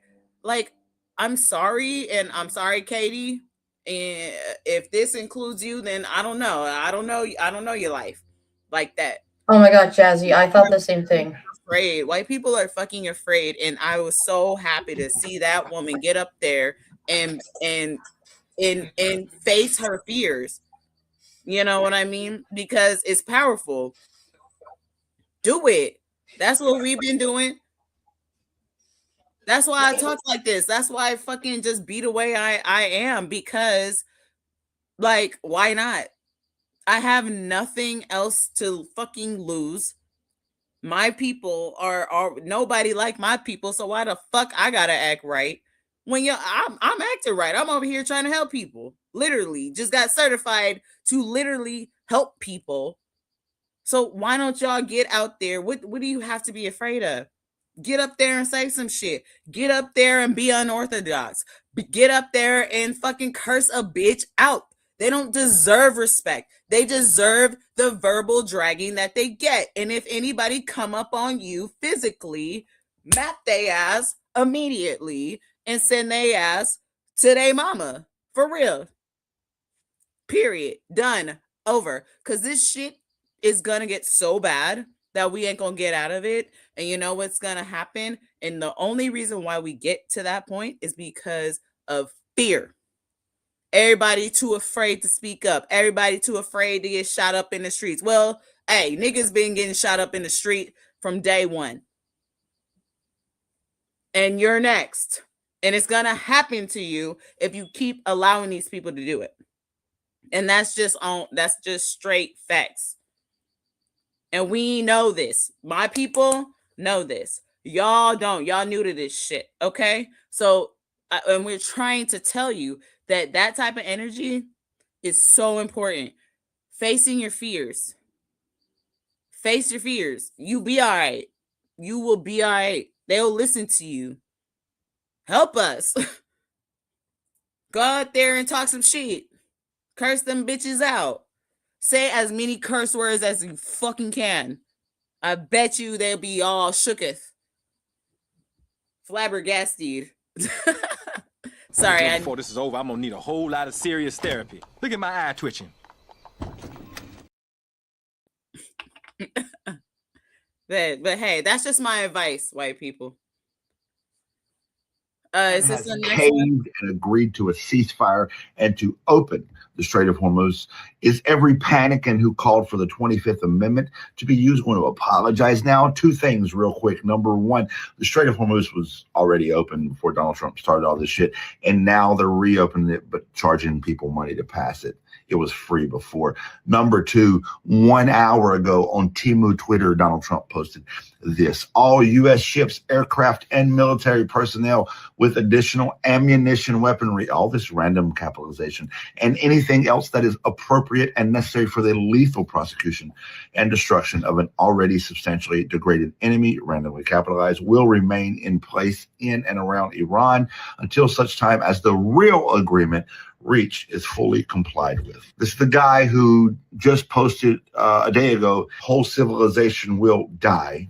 And the day before that, open the strait, you fucking bastards. And now you guys beat your chest and make posts like the one I just showed you. And this one, we didn't get a forever war. We're still at war. You weren't drafted to die for Israel. The automatic draft registration starts this year, December. Gas didn't go to $6 a gallon. In some places, it's very, very close. In other places, it's getting closer. We didn't put boots on the ground yet because we're still at war. We didn't get a flood of refugees yet because we're still blowing shit up. None of your predictions came true. All of them clearly did, and yet none of you will admit you were wrong. The president just posted this an hour ago. I need MAGA to stop trying to justify this guy as if he's playing 5D chess. He's not. He's committing war crimes. He's not playing 5D chess. He's committing crimes against humanity. He's not playing 5D chess. He's putting America second. He's not playing 5D chess. He is illegally murdering people with your tax dollar, depleting our weapons stockpile, distancing us from our allies. What are you doing, MAGA? When are you going to call enough? Yeah, we still are calling for the 25th Amendment. Do it now. Let's also not forget all the millions of people he killed due to his incompetence regarding COVID. Okay, I thought that's where you're going. I will say, can I just give Jolly his little credit here? He's very prophetic in a way that when he presents himself, like he has like a rhythm to his message. I really think he's really good at like public speaking, or maybe even like poetry. I don't know. That's just me. I just noticed that the way that he ticks off his message is really like poetically rhythmic. I don't know. I'm a nerd with poetry. I took poetry and everything. So I just noticed that. But that's super random. But yes, he's right. Yeah, he has a good flow. Yeah, he got a flow. Yeah, he just be rat-a-tat-tatting it off. You know what I'm saying? It's better than Hakeem Jeffries and his flow. Honestly, no, he doesn't have a flow. Honestly, Hakeem Jeffries is very lackluster. I mean, he even doesn't put in, you can tell that he doesn't even use diaphragm in the way that he speaks. He like, he's in his like up here as someone that's sang in choir for a very long time. I can hear when someone is like afraid or like kind of choked up in here. And Hakeem Jeffries speaks like that all the time. He does not. Did you ever see Malcolm in the Middle? Have I ever seen Malcolm in the Middle? I'm about to watch that new one. I know. Do you remember his friend in the wheelchair that was like... Yeah, what was his name? Stevie? Yeah, that's what he reminds me of. Oh. Nah, Stevie way better than that. Stevie was a gangster, bro. Stevie was on that shit. Stevie was rolling out like, ooh, Stevie in the building. He was like, ski skirt. You know what I'm saying? Anyway, I'm just having fun with y'all. But if you didn't know that there is a like reboot of Malcolm in the Middle. The only OG that's not coming back is Dewey. Dewey. Dewey. So he's like off. He doesn't act anymore.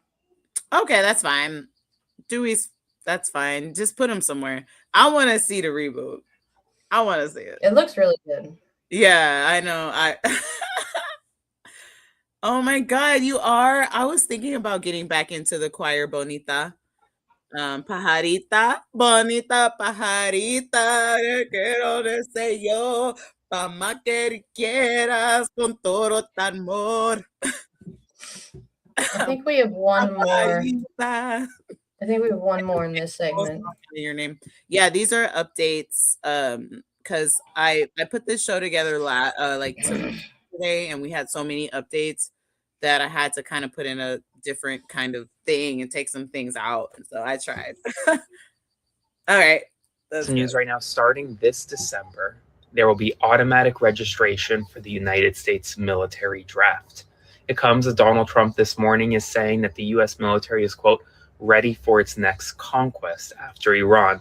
Let's discuss. The National Defense Authorization Act, which was passed in December of 2025, required essentially making registration for the military draft automatic. And a new rule published over the past week would require that starting this year. Men between the ages of 18 and 25, well, they're already required to register for the selective service on their own. This will automate that process. But it comes at a time where the United States is at war. And while the United States hasn't had a military draft since Vietnam in 1973, the President of the United States is posting things like this. saying all U.S. ships, aircraft, military personnel, and any other weaponry will remain in and around Iran until a real agreement is met and complied with. Quote, in the meantime, our great military is loading up and resting, looking forward actually to its next conquest. I'll have more updates for you soon. Follow for more. Oh, what do you think about this? Barron is sick now. Of course he is. His bone spurs are acting up because he's too tall. I think a draft is stupid, but I'm just... Ain't nobody going to that shit. People are going to start just going to jail and be like, fuck it, I'm just going to go to jail. I'll be fine there.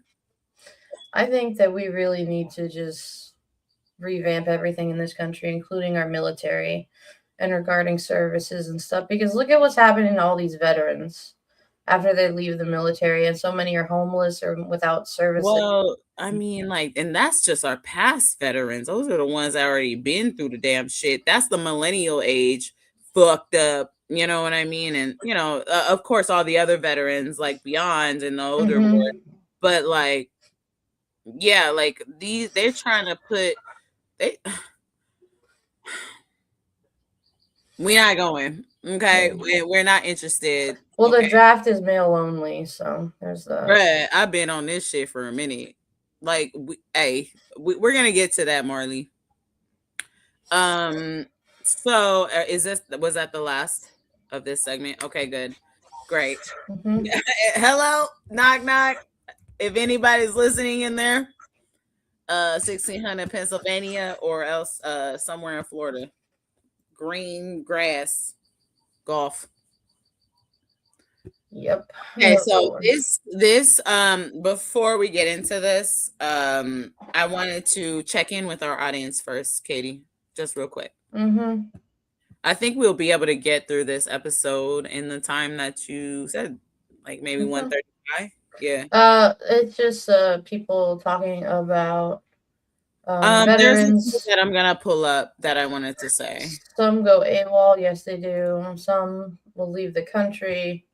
Yeah. Yeah. Bonita Pajarita. I had everybody dancing. I'm glad that I can have y'all dancing. I'm glad that I can have y'all laughing. Y'all know I'm a silly goose. I'm always gonna be that way. That's the type of friend I am. I'm gonna make sure. Actually, if you're a boring ass bitch, please don't come over here because I don't fuck with you. Like, I need my friends to like to laugh. I need my homies to like to have fun, have a good time. I ain't trying to I want to laugh so hard that my stomach hurts when I'm around you. That's the type of friend that I always be around. That's just like how I grew up, is just with laughter and just clowning and having a great time and being on some ratchet shit and just being free. All that locked up shit, all that boring shit, I can't do it, bro. Like, keep that over there. I'm willing to help. I ain't gonna take nothing away from you, but like in my energy, I want to encourage people to do the same. Like, let some of this shit go, keep some of the important things in, and then cycle them out. You know what I mean? Like, it's really good to laugh things out, cry things out, sleep things out, bath, take a nice long bath, or curse a bitch out and let them know how the fuck you feel. Let them know straight up that you ain't playing with them. Just your emotions out. Don't be holding that shit in. Don't do it because it's unhealthy and it's going to get you fucked up out here. And then people are going to think that you a punk ass bitch and then think that they can run over you, and potentially they will. So that's just my advice from the guru of laughter. Always make sure that you laughing in your life because it just makes everything so much easier when you find something funny to tap onto. You know what I mean? So, I'm usually more lively. I'm just very tired. I ain't saying you, Katie. I'm just saying to our audience, like, it's like 9:30 and I'm like, oh my God, I always forget that. So yeah, but anyway, so let's go into this. Black women. Why are you doing this? Separation will lead nowhere, and trigger warning. Women had nothing to do with slavery. I'm sure we were saying, hey babe, this is pretty effed up because we're nurturing, we're loving it. Meet Delphine Lalaurie. She was an incredibly prolific serial killer from New Orleans, Louisiana. For decades during the early 1800s, she tortured and murdered Black enslaved people in her home. And the only reason any of this was discovered was because one of the enslaved individuals in the home was so terrified of the repercussions that they would face for something that they had done, that they set a fire in the kitchen as a suicide attempt, because they knew that anyone that was punished by being taken up to the uppermost room in the house never came back. The subsequent blaze brought in the fire department, who were surprised to discover more enslaved Black people chained, bound, and tortured in preparation for their murder. Delphine's youngest victim was 2 years old. Oh, hell no. This woman was a sadistic sociopath, and it made it even worse because to the outside world, everyone in the area that heard about this was so surprised, because to the outside world, she was so loving and caring, and she would never do something like this because she was so nice to Black people. And through all this brutality and death, she still escaped justice, fleeing to Paris, France, where she died about a decade later. Don't let white people gaslight you, especially white women. They are all complicit in this. We would never do something like that. We were probably telling our husbands that this is so messed up. They were right alongside them, doing the evil.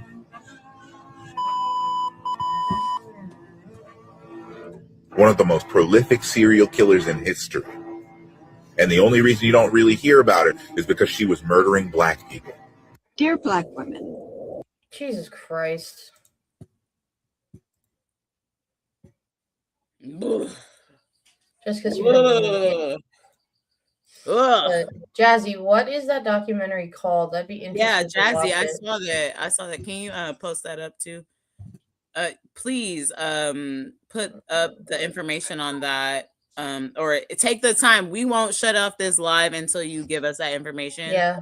Because if you did see something like that, I would really like to watch it. I really would like to watch it. I just learned about her the other day, and I wanted to share that with you because, hey, you know, so there's a difference between the white woman that was standing up for, you know, everybody and went, you know, the one that we was just watching earlier in LA at the meeting, you know what I mean? And between people like that are like, oh, well, you know, we didn't do anything wrong. Like, no, like, and I just want white women, especially, because y'all got the power really, to educate yourselves about, first of all, your dark ancestry and like what happened and how you can actually really be allies and how some of y'all are allies. And, but you need to know like what happened and the betrayal and all that shit. It's not you. But it needs to be addressed so that we can actually make something change and happen and actually turn the key in all this, because Black women been trying to fucking tell y'all, but for some reason, I don't know, are your husbands holding you at gunpoint in the fucking voting booth or what? Like, what is going on here? Because I'm just confused, and I have every right as a Black woman in America to be like confused about why white women keep doing the same shit over and over again. When y'all know y'all been being brutalized, and now they about to start bling blowing you upside the head too. So like, and if you don't like that, and if that feels uncomfortable, well, welcome to Black America. Welcome to America. This is what it's going to be like for everybody if you don't have enough money. And we've been trying to warn y'all. And so what can y'all do as a white woman community? I don't really care about white men right now because y'all too far gone. White women, what can y'all do to really start educating yourselves on how to change this behavior? because y'all have the power to change the behavior of your sons, of your husbands, and all your people. But like, you're not trusted. You're not like, so what? I don't know. That's only so far I can go, but I can push you in the right direction, give you advice. But I'm not gonna be here on some Captain Save-A-Ho shit, and that's what y'all expect every fucking time. We're not here to save you. Ain't nobody Captain Save-A-Ho. Otherwise, black people just gonna go ahead and do their own thing and let y'all figure it out. I don't know. But did Jazzy put it in? She just put in her name. She couldn't remember the title. From what I'm finding, there's a podcast about it, at least, called The Monster of Royal Street, Madame La Laurie. Yeah, and there was another comment that I saw. That place is still there, and I'm sure somebody said that they walked by it and felt every time they walk by, because they live in the neighborhood, that they feel like a straight up like evil like energy. You know. I'm sure I'll find it if I do some more deep diving, but let's go on to our next video. Oh God, we got breaking news.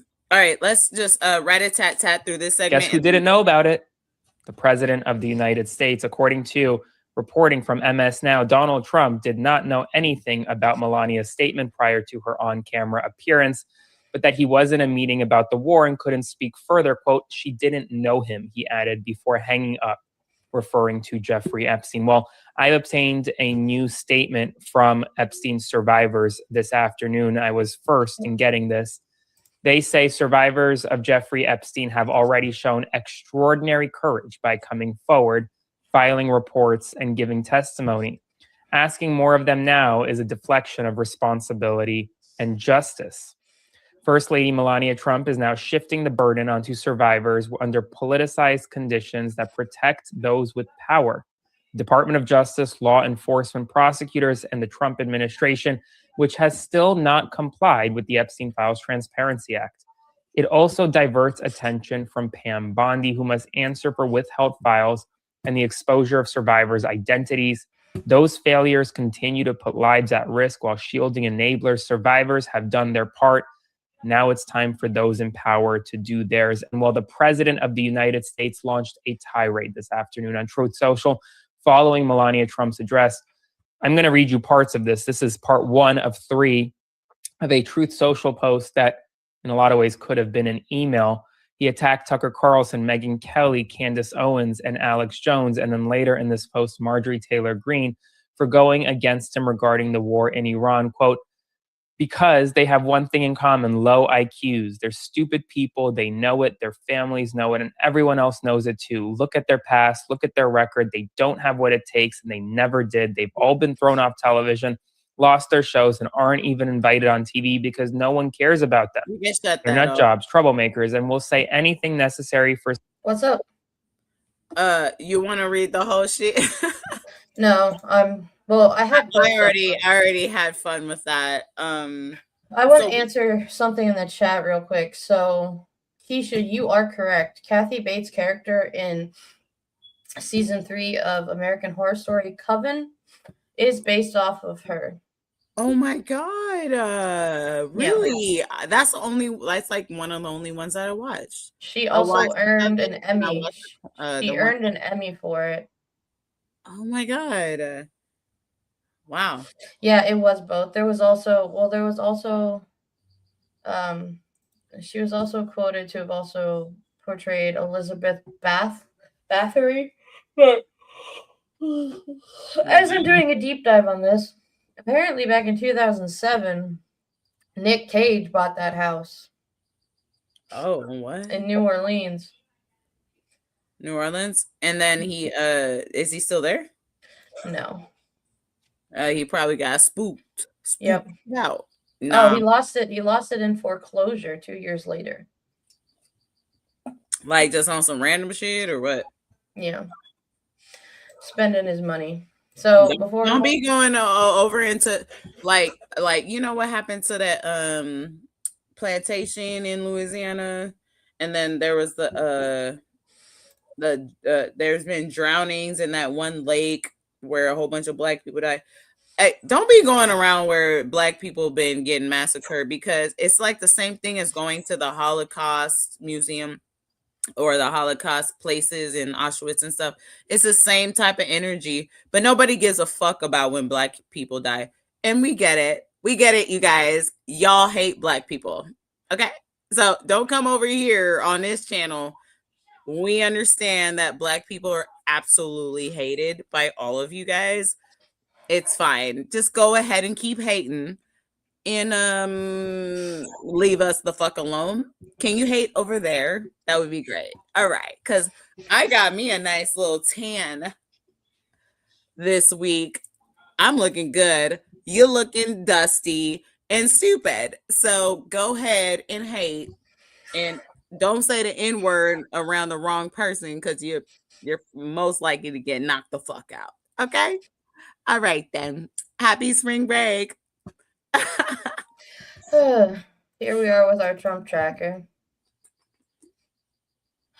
We're up to 2,900. Okay, yeah, that's about where we was at. Oh, Jazzy said Marie Laveau was she was in what's the name of that damn show? American Horror Story. Yeah. Yeah, but there was also the Kathy Bates character too. She was. We gotta talk about shows, dude. The one that Jazzy talking about is Angela Bassett. Oh yeah, I remember. That was my. That was a freaky season. I remember that one clearly. I'm kind of behind on it. That was my favorite one. I think that's the first one I watched. But yeah, so my cat needs to get out. I'll be right back. Oh, that's lovely. Acting director of the CDC blocked a scheduled publication on vaccine efficacy that found a significant health benefits from this season's COVID-19 vaccines, and is holding the study, claiming concerns about its methodology. Oh, dear Lord on high. I mean, seriously, like, I really wish people would start looking at the news that is real. Not Israel, is accurate and is at least is helpful, because what the fuck, all the news that we get in this country, if it's like the mainstream media, they need to be held accountable too. You know what? Fuck it. Congress need to be held accountable for negligence of their job and just abandonment of job duty. And the media needs to be held for treason against the Constitution. Some of these media platforms, I don't know, however the fuck you can get them, they need to be held accountable, because I'm sick and tired of still trying to be like, oh well, no, you know what we could really do, what we could really fucking do, we could have all these motherfuckers, we could have the Epstein files by force right now if we wanted to. They probably threw some out or burned them. Fuck that. Then get them now, so they can't burn 3 million more. I'm pretty sure it's gonna take a long time to burn them. And do you know, in that Cassidy Hutchinson book, if you read that book by Cassidy Hutchinson, who was an aide or something with Donald Trump, the one that went on the trial, is a long time ago. Katie, can you mute, because you got a little background noise? Sorry. It's all good. Just when you want to talk, just pop back in. It's all good. So basically, there was this chapter in the book where I forget the name of the dude, but he was throwing shit in the fireplace, and the White House was smelling like it was caked in fucking smoke, because he was burning shit in the fucking fireplace, bro. It's in a book. Like a 150-page book. Is not even a long read, and it's not a hard read. It's all about her and all her little bitch ass story. But like, she really had the inside on what happened, and I forget the name of the dude that was burning all the files of all this shit while January 6th was going on or something. Or it went over a few days, if I can recall. Like, he was just kind of deranged. This it was like, man, I can't remember the chief of staff, maybe, I don't know, in the first term. I don't know who that is. It could be chief of staff. I'm not really like clever on that, but yeah, basically he was standing next to the fireplace with boxes and boxes and boxes of paper, burning them and smoking up the entire White House. It was just covered in just fucking smoke, and nobody said anything. It's Cassidy Hutchinson's book. She's let me look it up. Can you guys still see me if I do this? Yeah, I wanted to address Lizzie's comment real quick about the testaments. How far did you get, Lizzie? Because I watched all 3 episodes and it's really good.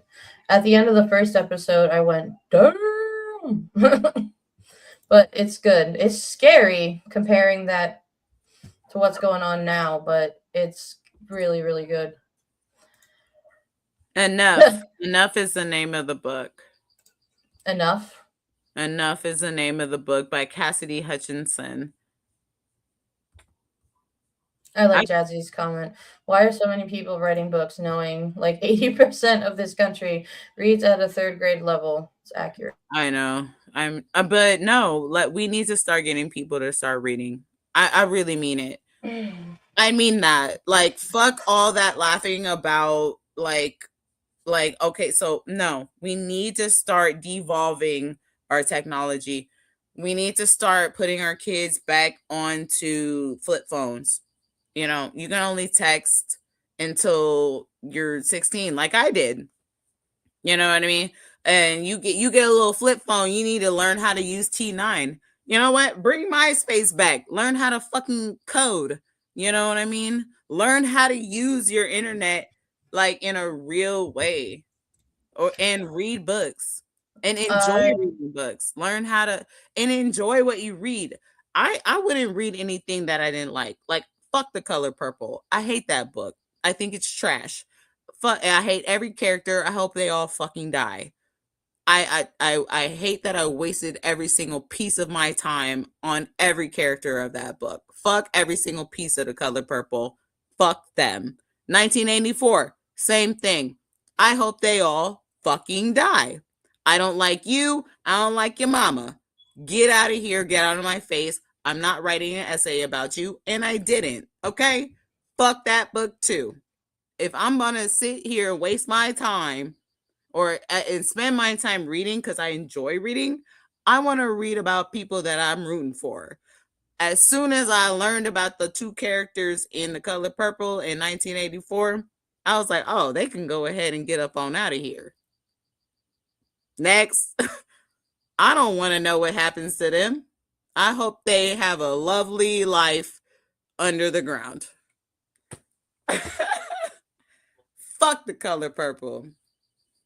Oh, I hate the book. I hate Sealy. I hate the fucking play. I had to watch the fucking play. Fuck that play. I hate Whoopi Goldberg in that shit. Fuck every single piece of that goddamn book. Thank you, Marley. I agree. Unpopular opinion.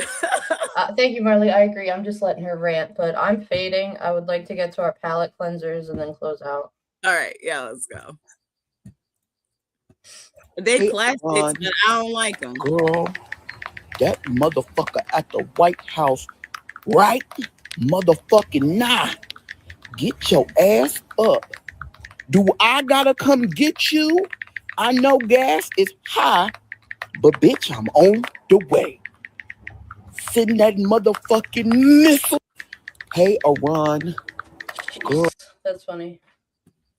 And then last one here.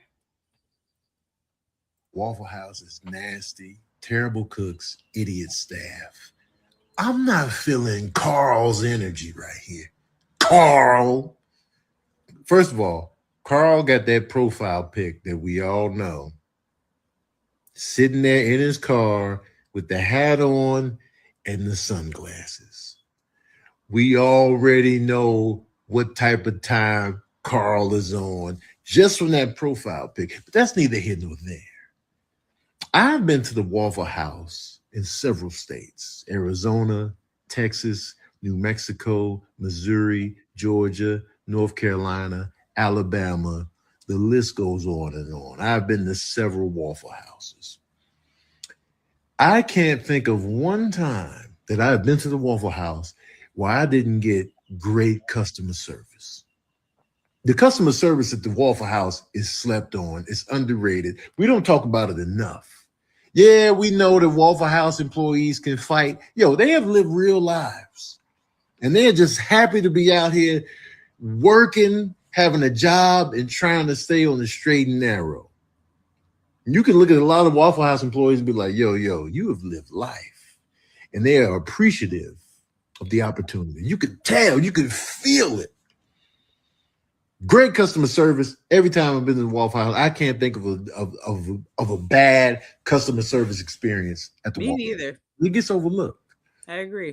Fights in the Waffle House. That's the customer base. First of all, people be coming from the club. The Waffle House is still open mad late. Anything that's open 24 hours a day, you gonna get a lot of people in there that might be on that type of time to cut the fuck up. But the thing about the Waffle House is, if you cut the fuck up, you might get cut the fuck up as well, with a smile. Okay? The food is good to me. The waffles are on point, and their grits are always hidden. The grits at the Waffle House are always on point. You can see everything they do as they cook your food. Ain't no going to the back in the kitchen. They right there in your face so you can watch them. I ain't got nothing bad to say about the Waffle House. I got nothing. You know what I'm saying? It's there for you when you need it on the late night, man. And I love the energy of the Waffle House response. Come say it to our face. Come to any location, because any of the employees will tap that ass and knock your glasses off. Carl, Waffle House. Sacramento, I'm there. I don't know if I've ever eaten at a Waffle House. Oh my God, I've been to a few because my stepdad is from Mississippi, so we would drive cross country and stop at a Waffle House. I used to love Waffle House. Them waffles be smacking. Woo-wee, man, I pulled up. I've never had a problem with it. And I was a little girl too, so I was very happy to go to Waffle House with the little ice cream on it. I mean, crispified, just perfectly crispified waffles. Woo! But yeah, I did hear that they get a little active up in there. But that's if you got problems. If you go in there correct, then you be fine. But can I address something here in one of our comments? Katie, if you want to bounce out, it's all good. I'll close out the show. If you want to just log off. That cool? All right. I just wanted to say, because people are like, oh wow, the color purple. Okay, you know what? That's my opinion. I'm gonna stand by that. I've read the book, I've seen the play on Broadway, felt the same fucking way. It's not a play. Or a musical, whatever the fuck. I've seen it, okay? And I've seen I've read every single part of it that you can multiple times. I don't give a fuck about those characters. I think they're weak. I don't like them. And that's how I feel. And if you have a fucking problem, okay, I don't care. I really don't. I'm never reading that book again. They're not inspirational characters to me. And if they are for you, I ain't hating on you. Go ahead and love on them. That's that. They ain't got nothing to do with me. And same with 1984. It just ended horribly. Fuck that book, man. I really feel like I understand the sentiments of it. I understand the Orwellianism of it. Actually, I just got done reading Animal Farm. That's a good book too. I just got done reading it for the first time. I actually enjoyed that a lot more. And so I have a different feeling about Orwell when I did with 1984. I liked that book. I really enjoyed it. I thought it was snarky. I had fun with the characters. I thought it was really well done. You got through it quick. So don't come over here talking about, oh, May, but you should. I'm not gonna hear it. And I will stay here all night and talk about it if you want to, because I'm gonna stay here because I've read it, I've seen it, I watched the movie, and I don't like it. I don't like the characters. I don't give a fuck about them. They can go ahead and get on. For I real. have two things I want to say. First of all, Keisha, girl, yep, I love semantics. I love arguing with people. Plays are straight plays, no music. Musicals are songs that happen between dialogue, and rock operas are basically no speaking, just music. But also, this is the things in this country that we are allowed to have opinions about. I love reading. I love musicals. I like The Color Purple. It's not like, I don't think it's bad. I like the 1984 book, but that's my opinion.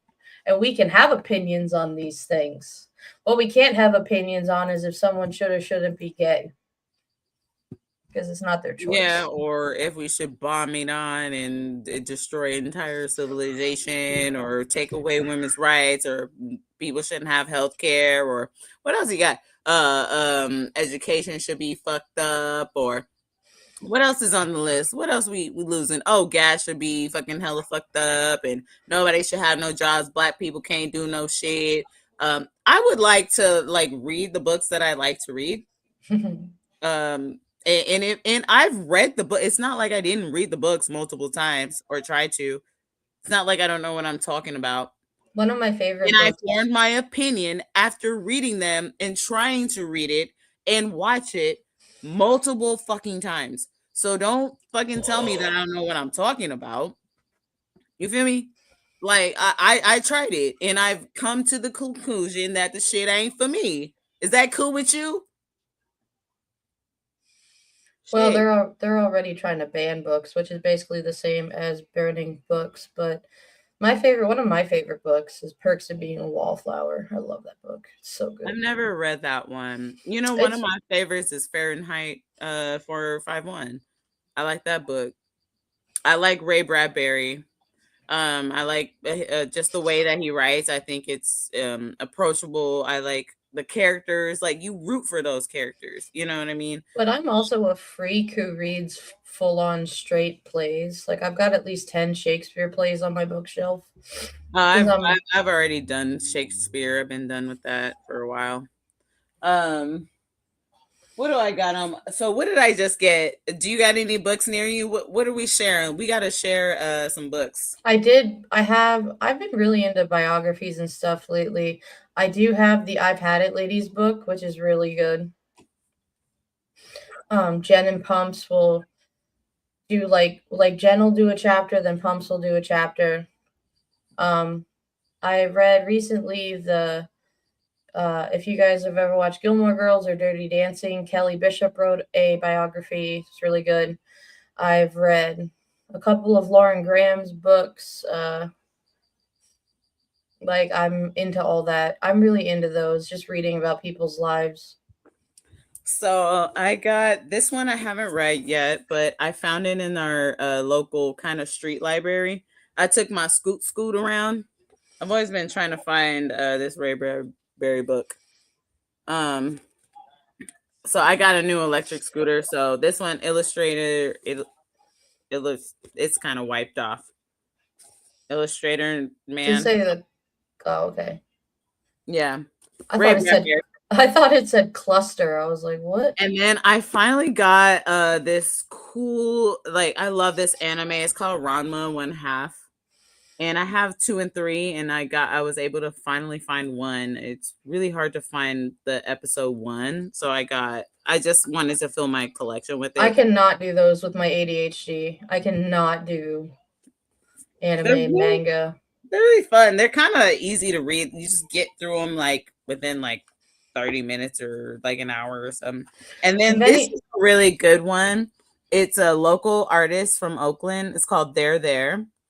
Tommy Orange, man, this is a very popular book in Oakland, California. Tommy Orange is from Oakland, and it's a lot of it's short stories that kind of tie together at the end. He's a Native American author. This is really, really good. If you're really into something thought-provoking. This one is dope, and you get a nice insight on like straight up Oakland. It's so good. Like, I have 2 copies of it. I'll let you borrow it if you'll send it back to me. But yeah, this one, there, it's so good, and I highly recommend this one. So book club moment. If anybody's interested, I just saw recently that Netflix is doing a TV series of Lord of the Flies. If you've ever read that book. Yeah, I've read that and one. they're making it like very, very accurate with like the kids aged as they're supposed to be and stuff. It's supposed to be pretty crazy. That might be pretty interesting. It might But- be kind of like Yellow Jackets, you know? Yeah, Have you ever but seen Yellow Jackets? It's 10 o'clock and we've been. Oh, okay. Sorry. Yeah, we hit the 2-hour mark on the dot, bro. Anyway, maybe we need to have a little you hated Lord of the Flies. Yeah, it's kind of dark. Yeah, it's dark. I don't like watching kids be kind of brutal to each other. Unless it's Hunger Games and Harry Potter. But anyway, but I was the same age as those people when those yeah. Anyway, yes, Yellow Jackets is crazy if you haven't watched it. All right, y'all. We gonna let Katie go. My spring break has just started. If you haven't noticed, I've been exhausted. We started our show today at 5 and on Monday at 5 because I was like doing my lifeguard certification, and I am a certified lifeguard. I passed all my tests. I was really worried about the submerged passive victim, but I got him out of water. I towed in 100 at 125, had to meet 130. Actually, I did better on my pre-test than anywho. That's a whole shit. But yeah, my whole spring break has been the farthest thing from restful. So that's why we had to start a little bit late. But when you come over here to Millennial Gaze, it's just kicking it. It's just chilling. You feel me? So I'm glad that you guys had a good time. I hope you learned something. I hope something was thought-provoking to you. Please be sure to, like, if there's something that you want to talk to us about or any ideas you want to throw out, let us know. And we are always here to listen and build this community. And please be sure to like, comment, share, subscribe on your way out. Invite a friend. We stream tonight via Instagram. I'm trying to also hook it up on Facebook. We have a Facebook, so look up the Millennial Gaze on Facebook. You'll find us. I need, I think, 60 days for the page or 100 people following. So get following on that. That would be awesome. Yeah, just help us out so that we can help out more people, because that's really the thank you, Lizzie.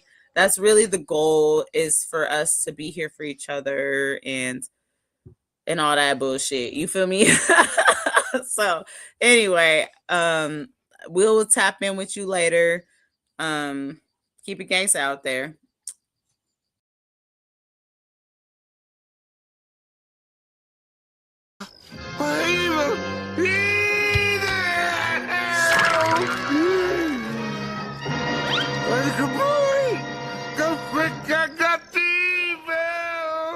All I said was there's evil afoot. Evil!